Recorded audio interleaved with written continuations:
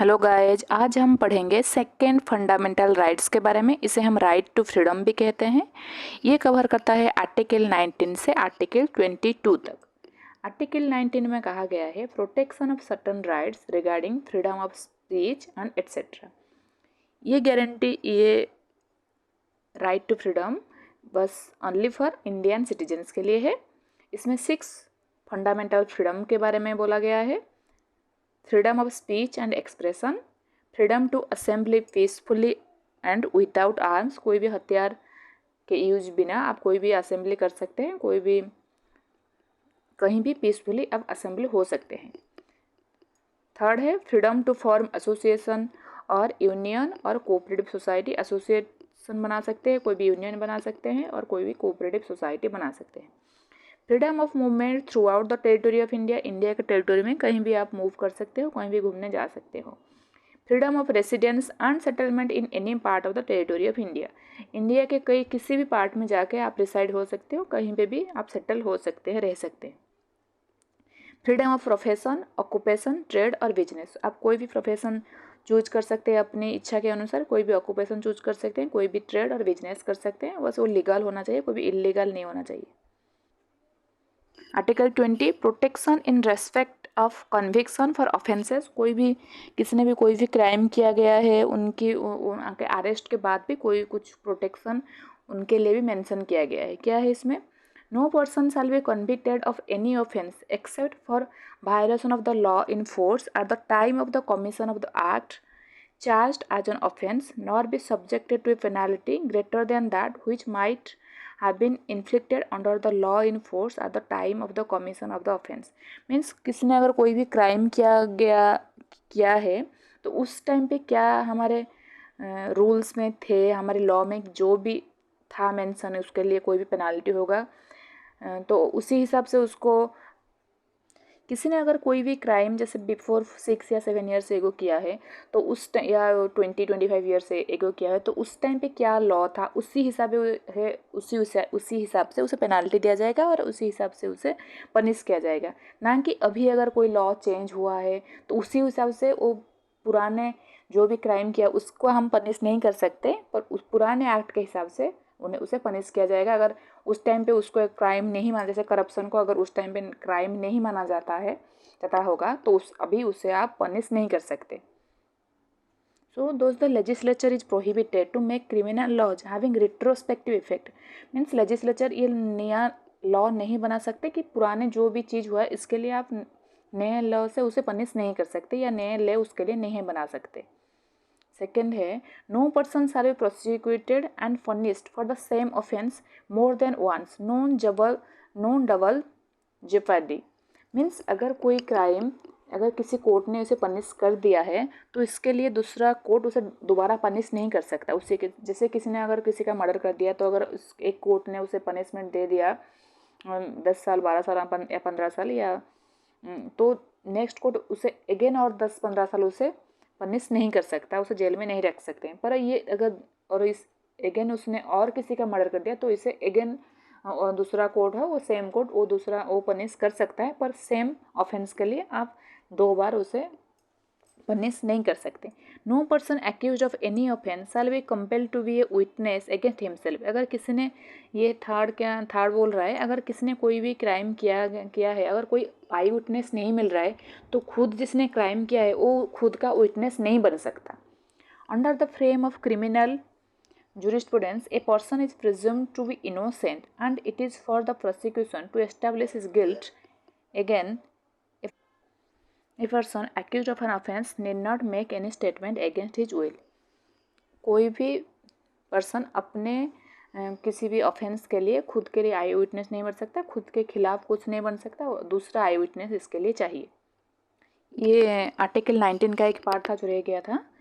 Freedom of press, the Indian constitution does not provide for the freedom of press separately. इसमें mention किया गया नहीं है, बस इसमें आर्टिकल 19 में है जिसमें है freedom of speech and expression, इसमें फ्रीडम ऑफ प्रेस भी आ जाता है। It is implicit in article 19। The restriction that limit the freedom in the case of individual apply to the press also. Original article 19 में 7 rights थे। The 7th one was the right to acquire, hold and dispose of property, जो भी article 19(1)(f) में था, but इसको delete किया गया with 44th amendment act 1978 से। So this 6 rights are protected against any state action से इसे प्रोटेक्ट किया गया, not only in private individual. Moreover this rights are available only to the citizens and to the shareholders of a company, but not to any foreigners or legal person like companies or corporations etc. ये 6 rights are protected only for the ये state action के अगेंस्ट protect किया गया है, और this are available only for the citizens and to the share holders of a company. Article 21 कहता है protection of life and personal liberty.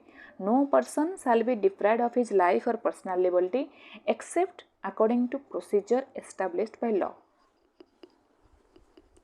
Means कोई भी इंडियन सिटीजन हो उसके लिए उसके protection of life and personal liberty के बारे में बोलता है। These are established by the procedures are established by law. Personal freedom is secured by the constitution by the judicial writ habeas corpus। ये आर्टिकल 32 एंड आर्टिकल 226 में है। Article 32 में article 32 आता है सुप्रीम कोर्ट के अंडर में, article 226 आता है हाई कोर्ट के अंडर में। इसमें पर्सनल फ्रीडम को सिक्योर किया गया है। फिर the 86th constitutional amendment act 2002 has inserted in the constitution a new article 21A। पहले ओनली आर्टिकल 21 था, फिर 86th कॉन्स्टिट्यूशनल अमेंडमेंट के द्वारा आर्टिकल 21A लाया गया। It states that the state shall provide free and compulsory education to all children between the age group of 6 to 14 in such manner are the state may by law determine. ठीक है, ये तो 86th constitutional amendment के द्वारा article 21 लाया गया है, जिसमें फ्री एंड कंपल्सरी एजुकेशन देने का वादा किया है up to 14 years. Further in Maneka case जो कि 1978 में आ गया, तो supreme court declare the following rights as part of article 21 1978 में। फिर मेनका केस एक हुआ था, उसमें आर्टिकल 21 में बोला गया क्या क्या राइट्स है हमारा, जो कि आता है आर्टिकल 21 के अंडर। इसमें 34 आइटम्स लिखे गए हैं, पर इसमें इतना पढ़ने की ज़रूरत नहीं है, जैसे आप एक बार गो थ्रू कर लेंगे तो पता चल जाएगा। इसमें एग्जाम में इतना आता नहीं है। Right to live with human dignity, right to decent environment including pollution free water and air, right to livelihood, right to privacy, right to shelter, right to health, right to free education, free legal aid, right against solitary confinement, right to speedy trial, ये सब है। Last में क्या है, right to electricity, ये सब आता है आर्टिकल 21 में। फिर लास्ट आर्टिकल है article 22, protection against arrest and detention in certain area certain cases. It states that no person who is arrested shall be detained in custody without being informed of the grounds for such arrest।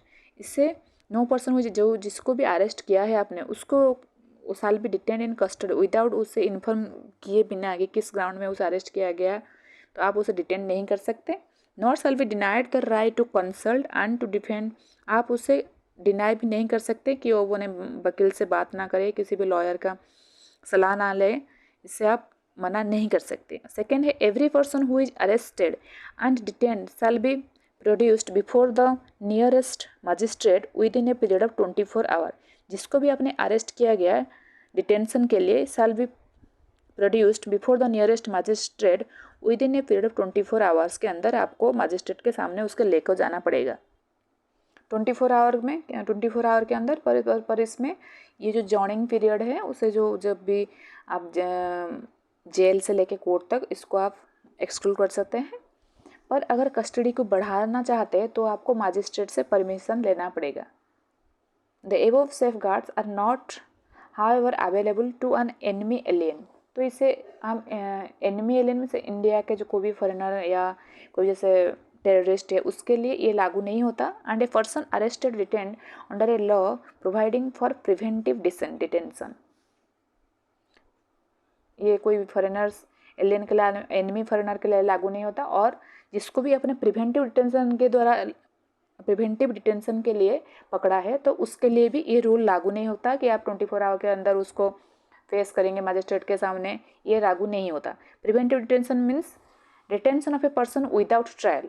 It's objective is not to punish a man, उसे punish नहीं किया जाएगा for having done something, but to intercept him before he does it and to prevent him from doing it. उसे punish नहीं किया जाएगा, बस पूछताछ किया जाएगा उस कोई भी इंसिडेंट्स के बारे में, कोई भी क्राइम के बारे में, ये सब पूछताछ के लिए उसको पकड़ाता है, जिसे उससे बोलते हैं प्रिवेंटिव डिटेंशन। द प्रिवेंट करना है, कोई भी क्राइम को प्रिवेंट करने से पहले उसको डिटेन किया जाएगा। The government is entitle to detain an individual under preventive detention only for 3 months। Government में मेंशन किया गया है प्रिवेंटिव डिटेंशन में आप पूछताछ के लिए किसी को ओनली फॉर 3 months ही अरेस्ट कर 3 month अपने अंदर ले सकते हैं। If it seeks to detain the arrested person for more than 3 months, it must obtain a report from a advisory board से आपको फिर और डिटेंशन के टाइम बढ़ाने के लिए आपको उनसे परमिशन लेना पड़ेगा। और ये एडवाइजरी बोर्ड में कौन कौन होते हैं? Consist of A present high court जज हो सकते हैं और रिटायर्ड हाई कोर्ट जज हो सकते हैं। Next is the parliament is empowered to prescribe by law the maximum period for which a person may be detained under a law of preventive detention. Parliament के पास पावर है, ये law बना सकता है द मैक्सिमम कितने period तक आप एक प्रिवेंटिव डिटेंशन के जिसको पकड़ा है कितने पीरियड तक रख सकते हैं। जैसे मैक्सिमम 3 months लिखा हुआ है, उसको एक्सटेंड कितने कर सकते हैं, कितने टाइम तक, ये पार्लियामेंट के पास पावर है, तो इसके अगेंस्ट लॉ बना सकते हैं। The Constitution has divided the legislative power with regard to preventive detention between Parliament and the state legislature. The Parliament has exclusive authority to make a law. Parliament exclusive authority है to make a law of preventive detention for reasons connected with defense, foreign affairs and the security of India. इसके against कोई भी detention आता है तो उसके parliament के पास पावर है, इसमें लॉ बना सकता है। Both the parliament as well as the state legislature can concurrently make a law, वो दोनों मिलके एक लॉ बना सकते हैं प्रिवेंटिव डिटेंशन फॉर रीजंस, इसको छोड़ के defence, foreign affairs and the security of India, इसके लिए ओनली पार्लियामेंट लॉ बना सकता है। बट अदर केसेस के लिए पार्लियामेंट एंड स्टेट लेजिस्लेचर दोनों कंबाइनली न्यू लॉ बना सकते हैं for preventive detention for reasons connected with the security of a state, कोई भी स्टेट सिक्योरिटी के लिए, the maintenance of public order के लिए within India and the maintenance of supplies and services essential to the community. लोगों के लिए कोई भी इसके लिए लॉ प्रिवेंटिव डिटेंशन लॉ बना सकते हैं।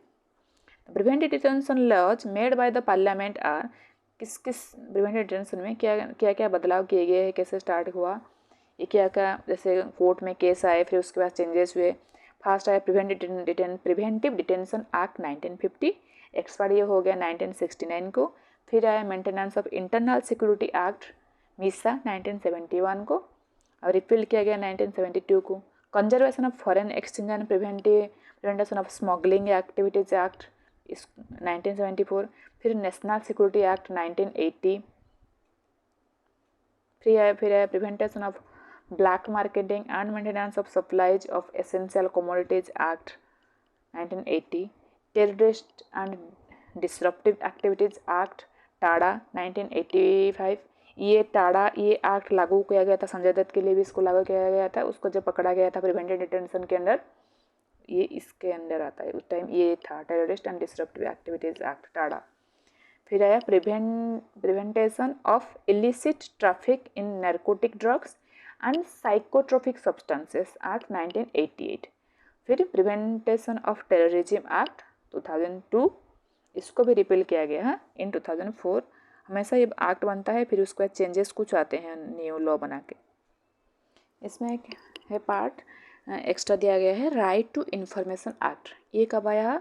ऑन 12 October 2005 को। Right to information was made a constitutional act because of the efforts of Aruna Roy with the hope of an era for better transparent and accountable and responsive governance के लिए आप इसको किसी भी government को किसी भी जॉब के लिए हो, किसी कोई भी करप्शन किया गया है, किसी भी इन्फॉर्मेशन के लिए आप RTI फाइल कर सकते हो, और government will have to answer you and give you the detailed information. It marks a significant shift for Indian democracy with greater access to citizens to get information and greater responsiveness of the government to the society. इसके लिए ये act बना गया है। Citizens demand कर सकते हैं government से इंफॉर्मेशन जानने के लिए। Right to information is a corollary of the fundamental rights of freedom of speech and expression means freedom of right to freedom of speech and expression के नतीजे की वजह से ही राइट टू इन्फॉर्मेशन एक्ट आया। इसको लिया गया है ये right fundamental right of freedom of speech and expression के नतीजा है कि राइट टू इन्फॉर्मेशन आया। Strong and independent information commission has been set up at the centre on the pattern of central vigilance commission. Central information commission, इसमें एक chief information commissioner होता है and इसमें not more than 10 central information commissioners होते हैं। दे shall be appointed, ये सब जो भी मेंबर होते हैं इसमें सेंट्रल इंफॉर्मेशन कमीशन से जो मेंबर रहते हैं वो अपॉइंट कौन करता है? President on the recommendation of the PM. इसमें क्या गया? On the recommendation of the committee consist on the recommendation of the committee. इस कमेटी में कौन कौन होते हैं? पीएम होते हैं, leader of opposition of Lok Sabha, union cabinet minister to be nominated by PM, जिनको चूज करते हैं वो सब वो कैबिनेट मिनिस्टर उसमें होते हैं, और द लीडर ऑफ लोकसभा ये सब रहते हैं और पीएम उनके हेड रहते हैं। तो ये इस कमेटी से रिकमेंडेशन लेके फिर उस सेंट्रल इंफॉर्मेशन कमीशन में जो भी मेंबर उसको अपॉइंट करते हैं president. The CIC and other information commissioners shall hold office for the term as notified by the central government. They shall not be eligible for reappointment. एक बार जो भी appointment हो गया वो reappointment नहीं हो सकता। The Central Information Commission can fine an official of ₹250 per day with a maximum of 25,000 if information is delayed beyond the stipulated 30 days.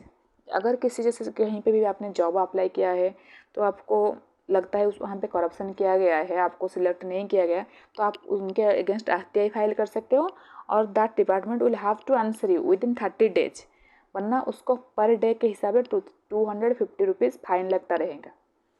Okay, बस राइट टू फ्रीडम में बस इतना ही। Thank you for watching this video.